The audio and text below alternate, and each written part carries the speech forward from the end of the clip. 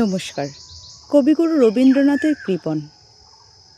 আমি ভিক্ষে করে ফিরতেছিলেম গ্রামের পথে পথে, তুমি তখন চলেছিলে তোমার স্বর্ণরথে। অপূর্ব এক স্বপ্ন সম লাগতেছিল চক্ষে মম। কি বিচিত্র শোভা তোমার, কি বিচিত্র সাজ। আমি মনে ভাবতেছিলেম, এ কোন মহারাজ। আজি শুভক্ষণে রাত প্রহানো ভেবেছিলুম, তবে আজ আমারে দাঁড়ে দাঁড়ে ফিরতে নাহি হবে। বাহির হতে নাহি হতে কাহার দেখা পেলেম পথে, চলিতে রথ ধনধান্যে ছড়াবে দুই ধারে, মুঠা মুঠা কুড়িয়ে নেব নেব ভারে ভারে।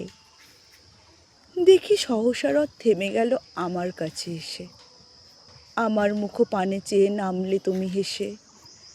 দেখে মুখের প্রসন্নতা জুড়িয়ে গেল সকল ব্যথা, হেনকালে কিসের লাগি তুমি অকস্মাৎ। আমায় কিছু দাও গো বলে বাড়িয়ে দিলে হাত। মরি এ কি কথা রাজাধিরাজ, আমায় দাও গো কিছু। শুনি কিছুক্ষণের তরে রইনু মাথা নিচু।